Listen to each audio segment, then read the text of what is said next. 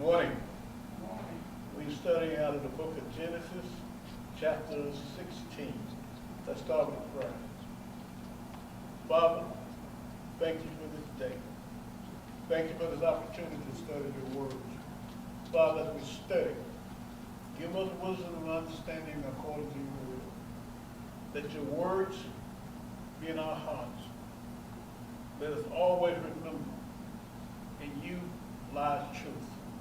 These things I ask in our Lord Jesus' name. Amen. Verse 1. Now Sarai, Abram's wife, bare him no children. And she had an handmaid, an Egyptian, whose name was Hagar. And Sarai said unto Abram, Behold now, the Lord hath restrained me from bearing. I pray thee, go in unto my maid. It may be that I may obtain children by her. And Abram hearkened unto the voice of Sarai. Just stop.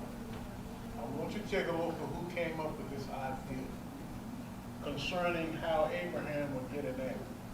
I also want you to understand what God had told Abraham. And basically had told Abraham that he was going to have a seed. And his seed was going to multiply as the stars in heaven. When he left Ur of the Chaldees, he was 75 years old. At this particular time, he's 85. 10 years have passed. And basically, the promise that was promised him had not happened. That's why I want you to understand something about God. He has his own timeline. It has nothing to do with yours. Now, let's take a look at Hagar. It says she's an Egyptian, meaning she is a descendant of Ham. This is her bloodline. So therefore, you got a situation that Ham's children are mingling with Sham's children. So now, Hagar, an Egyptian. Go ahead, Diane. And Sarai, Abram's wife, took Hagar, her maid, the Egyptian, after Abram had dwelled 10 years in the land of Canaan, and gave her to her husband, Abram, to be his wife. And he went in unto Hagar, and she conceived. And when she saw that she had conceived, her mistress was despised in her eyes. And Sarai said unto Abram, My wrong be upon thee. I have given my maid unto thy bosom. And when she saw that she had conceived, I was despised in her eyes. And the Lord judged between me and thee. And Abram said unto Sarai, Behold, thy maid is in thy hand. Do to her as it pleases thee. And when Sarai dealt harshly with her, she fled from her face. And the angel of the Lord found her by a fountain of water in the wilderness, by the fountain in the way of Sur. And he said, Hagar, Sarai maid, whence camest thou? And what wilt thou go? And she said, I flee from the face of my mistress Sarai. And the angel of the Lord said unto her, Return to thy mistress and submit thyself under her hand. And the angel of the Lord said unto her, I will multiply thy seed exceedingly, that it shall not be numbered for multitude. And the angel of the Lord said unto her, Behold, thou art with child, and thou shalt bear a son, and shalt call his name Ishmael, because the Lord hath heard thy affliction. Stop. I want you to take a look at what happened. After Hagar became pregnant, Sarai, Abraham's wife, became jealous. I want you to take a look at what she did. She came to Abraham and complained. She said, let the guilt be upon me. Abraham then tell his wife, this is your maid. You do unto her as you please. He didn't try to protect her. The woman dealt harshly with her. I want you to take a look at what she did. She fled. I want you to take a look at how God sees this, because this is what you got to realize. Abraham is God's individual that he's going to bless. Hagar now is in the wilderness. God is fashioning angels to talk directly to Hagar. And I want you to listen to that conversation. So Hagar, and he called Hagar Sarah's maid. He never did put her in a different position. Where are you? What are you doing? She said, I'm fleeing from my mistress because of the treatment. Now I want you to take a look at what this angel told her to do. Go back and submit yourself unto your mistress. And I want you to take a look at what he did. The child she was carrying, he gave her the child's name, Ishmael. Now the Bible tells you that everyone that leaves here will receive a new name. God gave Ishmael his name already. She also knew she was carrying a male child. She also knew that God said she's going to multiply him exceedingly. Now what I want you to understand, and when we get to this, you're going to see it. Ishmael is going to become the father of a mighty nation called Midianites. All of your Midianites come from Ishmael. Now, today, people who call themselves Arabs, these are Ishmael descendants. And you got to understand the difference in an Arab and a person that's not an Arab.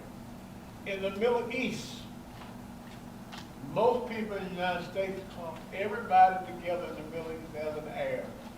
Not so. So let's take a look. Hagar is an Egyptian. Therefore, she is a descendant of Ham. So all of your people that's in the land of Canaan and also in northern Africa come from Ham. Okay? All of your people in the Middle East comes from Shem. So you got a situation. Ham and Shem by Hagar and Abraham has mixed. Now you have a situation when he's born. I want you to understand this also. The man carried a seed. When you look at the term, and they call Abraham a Hebrew. Therefore, all of Ishmael descendants, and we call them Midianites, will be Hebrews.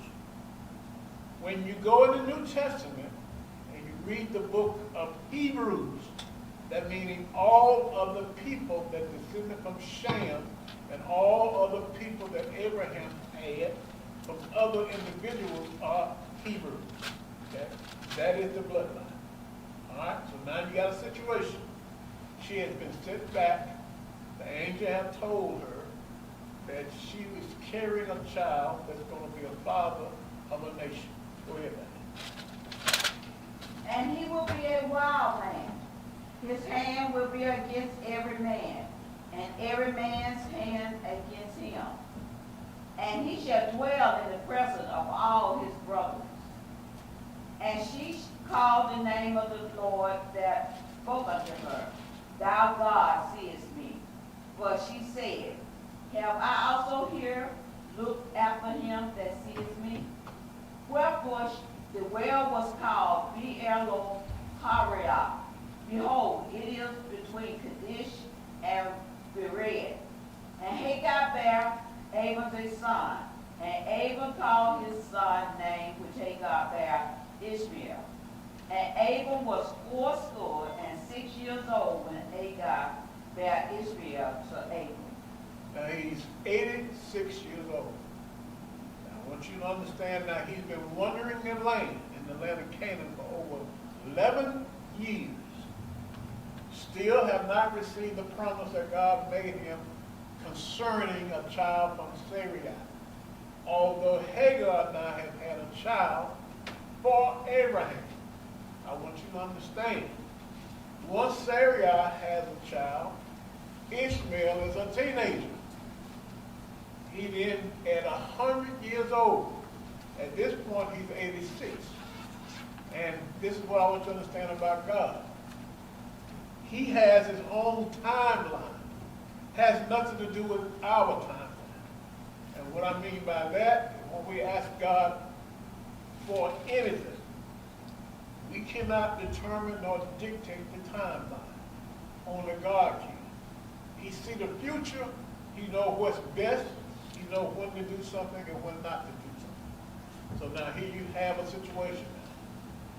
Hagar now has a child. Abraham has a child. Now if you take a look at that little chart I passed out. You're going to see a man by the name of Terah at the top. Terah is a direct descendant of Shem. He has 3 sons. Abraham is one of them. Hiram is one of them. Nahor is one of them. Okay? But I want you to understand on that chart, Hiram is dead. He's no longer alive. He had a son by the name of Lot. You're going to see on the chart Lot. On the opposite side, you're going to see Nahor. Nahor is going to have a son by the name of Methuselah. Now, this is something going to happen in a couple more chapters. I want you to keep that chart. I want you to track all of these people. Because all of these people that we're tracking are Hebrews. And I want you to see how God is going to form this nation. Because at this particular time, with Terah, you'll see that he uses the same blood in his mixing. There's one thing I want you to pay attention to. If I gave you a chart, I think last Sunday concerning the priesthood, those 2 different tracks that God is going to use to mix blood. The priesthood blood is very important because you're going to see that no one can marry outside of that grouping. As it relates to the other side, where the king's coming from, you're going to see where other people was brought in. There's a difference. But the people that was brought in on the king's side, primarily going to still come from Terah. Okay? So that's what you got going on. So, all right, so here we are.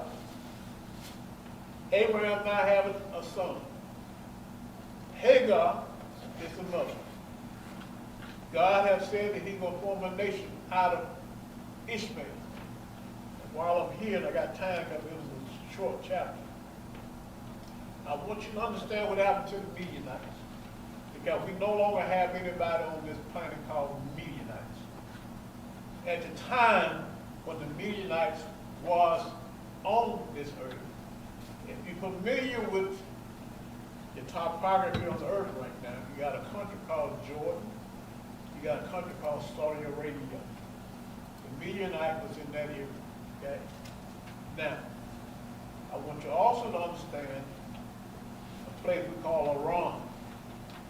Iran is Persia. The way Iran got his name was from the Shah of Iran. He changed the name. That's what I want you to understand. The bloodline between the Persian and what we call the Arabs are different. And let me explain to you what the difference is, because you got a situation that you're looking on your news right now that's going on in Israel. Most people have no clue about the difference in these people. Okay? So let's go through the differences. All right? Iran, Persian, they're not Arabs. Arabs are the bloodline of Abraham, we just read. Hagar, they come from Ishmael. Right now, if you deal with an Arab, they'll tell you that Abraham is their father.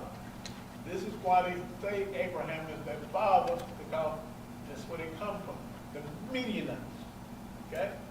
Now, we're going to track the Midianites once they become a nation. And you're going to see the Midianites at one point going to fight against Israelites. They're also going to rule with the Medes and the Persians over the Israelites. And you're all going to see also Moses, white, came from the Midianites. All of this is going to happen. And this is how you're going to see where all these people fit in. Because this is what's going on right now. The United States is backing Israel. And they got a problem. Let me explain to you what the problem is. And let me explain to you why Israel is doing what it's doing. This is the problem. The United States and the rest of the world want there to be 2 nations in the land. One for the Palestinians, one for the Israelites. Israel had never had no intention of ever having a 2-state situation. They have finally come out and said it. got the President of the United States now is in a situation. What is the situation? The whole world, including your Arabs, are saying, we will sign an agreement with Israel if they agree to two nations. One for the Palestinians, one for Israel. Now, let's go back and see what's going on. If you pay close attention to what they're saying, the cabinet that Netanyahu has, these guys are saying, never will they do two states. This is why. Once we read this, look at what he told Abraham, God. He says, look to the east, the west, north, and the south. All the land that you see and all the land that you want, I will give it to you and your seed, what? Forever. That is the promise. What you have to understand, the Jews never accepted Jesus Christ as the Messiah. So what are they going by? They're going by the Old Testament they call the Torah. Meaning what we are reading is what they're going to do. Now, this is what he told Joshua when they went into Jericho. First place they went into battle. Killed everything, including the animals. The only somebody in Jericho that they did not kill was Rahab, because she had made an agreement with one of the spies. They could kill us, and we've got to realize, in the war, because they're going to do what the book tells them to do. Okay? They're not going to give up any other land. And let me go back over and tell you what Abraham walked, because we're reading what he walked. Because when God told Abraham to leave the Ur of the Chaldeans, he told him to walk the land. It goes all the way down to the Sinai Desert. You got a river called the River of Egypt. So all of the Sinai Desert is part of the land that was promised. He told him to go all the way to the River Euphrates. And that's beyond where they are now. All of that land also is included. Okay? Israel have never occupied all of the land that was promised them. But it was promised. So therefore, this is their belief, that they have a right to the land directly from God. Period. Now let me go over a couple pieces of land so you understand something. They constantly talk about the West Bank. This is where the Palestinians was, on the West Bank. There's a settlement they're saying that no Jews have a right to settle on the West Bank, because the Palestinians said that's their homeland. Now, let me explain to you what landmass make up the West Bank. When Joshua divided up the land, you had a tribe called Judah, and you had a tribe called Benjamin. Those two landmasses were joined together. What happened is this. During the time of the kings, there was an Assyrian army, an empire called the Assyrians. They came in and destroyed the northern empire. They destroyed most of the southern empire. At the very end, they ended up a strip of land left we call Judea. If you ever read the New Testament, Jesus Christ talked about Judea. He never talked about Israel, because Israel that wasn't anymore. Judea is the West Bank. Okay? The West Bank, you have the city of Jerusalem, which is the capital. You also got in Jerusalem is you got the mount where Solomon built the temple. Anybody know anything about the history of the Jews? No, they're not about to give up the West Bank. The only place they can make a blood sacrifice is on the Temple Mount. Period. They're not going to give it up. Who purchased the Temple Mount? We're going to read what God tells King David. He had people called Jebusites at the time to go buy that piece of property. The man who owned it at the time told David he would give it to him. David refused to take it for free. He paid for it. So therefore, the Temple Mount was paid for by David. Okay?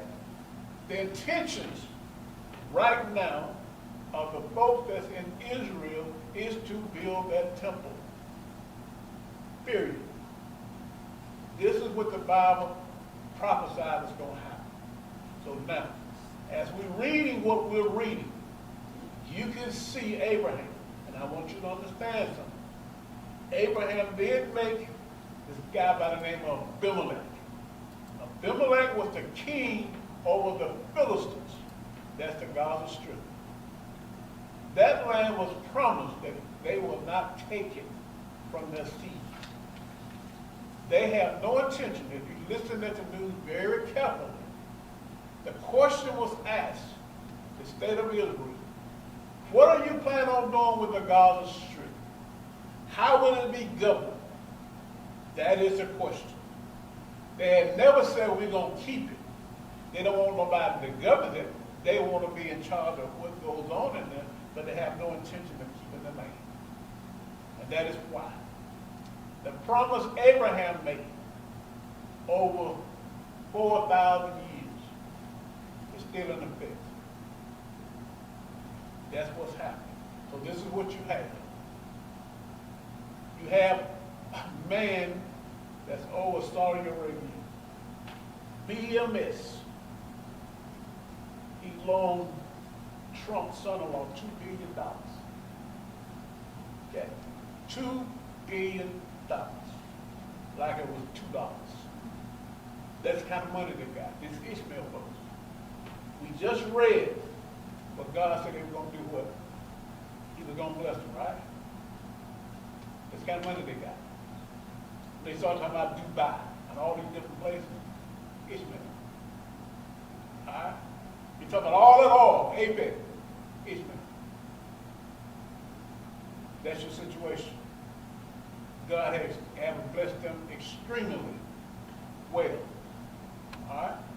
So now, the Palestinians, let me explain to you how they got their name. But right now, you're not going to see nothing in this Bible talking about Palestine. You ain't going to see the word Palestine. This is what happened. 70 AD, Titus came into the land that we're talking about was given Abraham. And at the time you had Judea. Titus basically burned the city to ground in the temple and dispersed the Jews. 70 AD. At this particular time, they never came back into the land and to possess it as a nation. This is what happened. The land name was changed to Palestine. In 1948, you had Britain in control of it. Okay? They didn't want to cover nothing but a headache. The people who were living in the land was mostly like nomads. And because they called it Palestine, they called themselves Palestinians. That's how the term came up. Okay, once we go through this Bible, we're going to find out there ain't no such place called Palestine. So now, when God brought the children of Israel back together, 1948, United Nations basically gave them the okay to come back into the land. That's what I want you to understand when he gave them okay. The West Bank was not part of the land. Tel Aviv is where they had the capital. 1967, the Six-Day War, that's when the Jews took the West Bank. And also the Sinai Desert and the Golden Heights. They gave the Sinai Desert back to the Egyptians. Okay? And they did not give the West Bank back to the Palestinians. And they're not going to give it back. Okay? Now that's what's happened. So this is what we got over there now. You got Syria. And it's going to be on your chart. You got a man by the name of Laman who comes from Bethuel. They call him Assyria. Okay? Remember, you have a situation where Rebecca, who was Laman's sister, married Isaac. His son Jacob went back to his uncle's house, Laman, to get his wife. So the Syrians and the Israelis, basically the Syrians is their uncle. Okay? So you got Syria on your map. That's their uncle. Okay? So I want you to realize when you see all this fighting, and then you got your heirs, had brothers, Ishmael, Isaac. Okay? When you come to Egypt, do not get them mixed in with the Arabs. They are Ham's descendants. They are not Arabs. Hagar is an Egyptian. You're going to see that Hagar going to insist on Ishmael marrying an Egyptian woman. The other thing I want you to understand is none of these people are Europeans. They are people of color. And you got to get this because this is what people have done. All of your book publications, all of your movies, they have put these people as being Europeans. None of them are. All of your pharaohs who sitting on the throne are Africans. They are not in Europeans. I've seen where they do this reconstruction, and one guy did a reconstruction of Tutankhamun. He looked like a European. The boy painted himself on his chair, painted himself on the wall. And you gonna tell me I'm supposed to believe he looked like this? That's why I want you to understand. Africa, civilization, knowledge. Our people who we descended from was now walking, running around naked with spears and had no sense. And Europeans came and educated us. A lie. I want you to understand it. So as we go through this book, this Bible, of its history, it's going to tell you what we need. Right now, when there was a famine, where did Abraham go? He went into Egypt. In other words, he went into Africa. That's where he went. He didn't go to Spain. He didn't go to Germany. He didn't go to England. He went to Egypt. Our people. Period. I want you to understand that. The woman Abraham had a child by Hagar, an Egyptian. Our people. All of the Canaanites, where did they come from? Ham. Okay? So therefore, they are not Europeans. All right? Now we're going to track the Europeans. And when they show up, we're going to see them. They showed up, here they are. But right now, they've been caged, uncivilized. And I'm going to tell you again, I want you to look up the Moors, M-O-O-R-S. And that's going to tell you all you need to know about you. Okay? All right. I've deviated from the chapter. Let me come back to the chapter. Abraham situation. Now he's 86 years old with a child by the name of Ishmael. Mother name is Hagar, an Egyptian. Sarah is upset because she know now is a baby, and Abraham's attention is going to be towards his child and that woman. Sarah is not a happy camper. So that's what's going on. Are there any questions about your lineage or what we all in that chart? Was the Palestinian No. No. This is what happened. So let me try to clarify this stuff. There's a lot of mixing going on that has gone on. Because if you take a look at the Middle East, some people a little bit darker than others because of the mixing. But at this particular time in reading, it was not so. So you had a lot of people from other tribes that say Ishmael. And what happened in that particular land, you got people call themselves nomads. And that's what happened. all practical purposes, Abraham was. He had no permanent home. He actually traveled the land. That's where the Palestinians were. They ended up selling in the land, because I was there. The Jews were driven out by Titus. Now, if God allow us, this is what I want you to pay attention to. When Babylon came and took the children of Israel out of Judea, I want you to notice what happened to the land when it was in captivity in Babylon. You're going to see the same thing happen. People came and settled in the land. Even to the point, the priesthood, some of the guys who were left back who were priests had started marrying different people. They had to get rid of their wives and their children. Okay? So that's what happened. You had a situation where we had a bunch of vacant property, and people settled it. And unfortunately, what's going on now, and this is what they're saying, and they can tell them the truth. Our folks been here for over 1,000 years. Yeah, you're correct. But the bottom line, you gotta go look back who God gave land to. These people have come home and said, I want my property back. And that's the Jews. Are there more questions?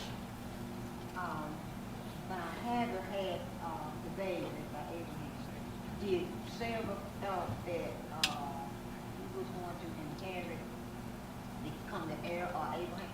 That's why she got mad with having to send him out. Why? She didn't get mad at that because she got mad at it later on when she had a child. Oh, okay. But at this particular time, what she had done, she gave Abraham a son. What? She gave Abraham a son. Oh, yeah. His attention was on that boy and the mother.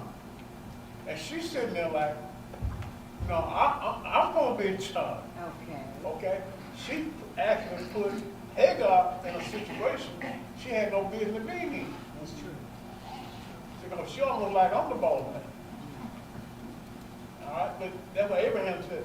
She under you. Do as you please. So you know there was a struggle going on between them two women. That was the problem. Abraham did clean his hands and she ought to do what you want. I'm out of here, in other words. And one more question. Now, when they was out in the wilderness and the baby was, Ishmael was, she thought that he was dying from 30. Now, the Lord didn't hear Hagar when he heard the son, the child. So, can you explain to me why that took place like that? Now, before she had that child, he sent angels to Hagar. Okay. Hagar was not the blessing, it was the child. That was Abraham. Okay. So the child, whatever the child asked for, just like Abraham asked for. So they're going to hear Abraham blessing. Because this is what you got to realize, God actually blessed Abraham. Right. That means all the angels and everybody else know. This man Abraham, the father has blessed him. So therefore, when that child says something, it's just like Abraham got their attention. Okay? That's why even today, if you look at the wealth that God has given the heir, it's staggering. But this Abraham seed. Okay? And then you look at what he did for the Jewish nation, Israel. Because even right now, wherever they go, they are prosperous. But this is what again, I'm going to emphasize. As we go through this, and we're going to see what's going to happen to Ishmael and his seed, I'm going to bring it up. And we're going to keep going back and forth with that chart. But this is what I want to happen. I want you to see first how God took Terah, and it's all about blood, how he mixed all of the same blood. Then I want you to see the priesthood, how he separated them and mixed that blood. I did not fully understand why in the beginning, but I understood after he explained something. child that was coming into this world that was promised of God was going to be a priest.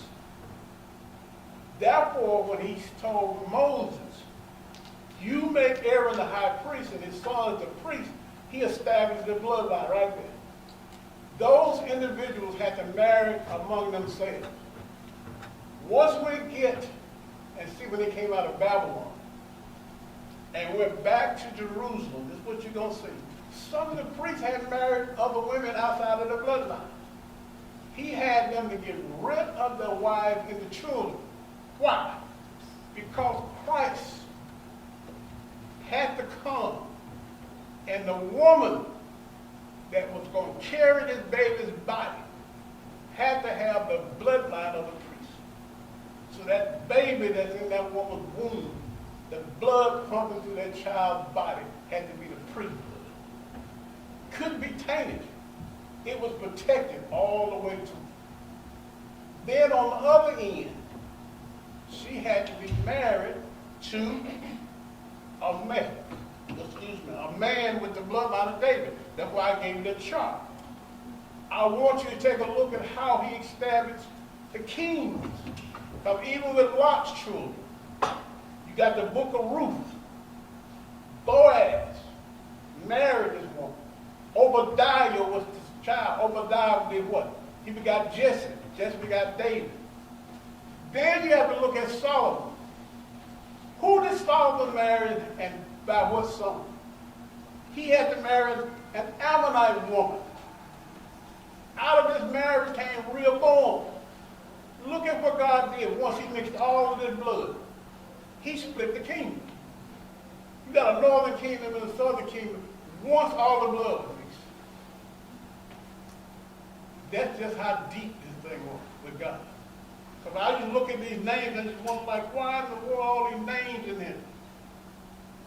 Until I tracked them, and God put it in my heart to track them and said, I see exactly what you did. Exactly what you did, how you ended up with how you ended up. Period. Because that baby coming through that woman's seed, he had to make sure. Because when God says something, he can't change it.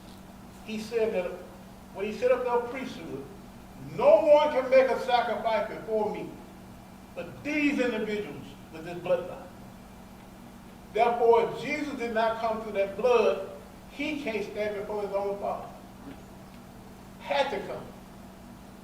And what we're going to see as we go through this, when there was any situation where that blood was going to be tainted, that was a problem. There's going to be an argument between Moses, his brother Aaron, and his sister. You're going to find out what they were arguing about. I can tell you exactly what they were arguing about. Okay? It's about blood. Moses had married a Midianite woman. That was a problem.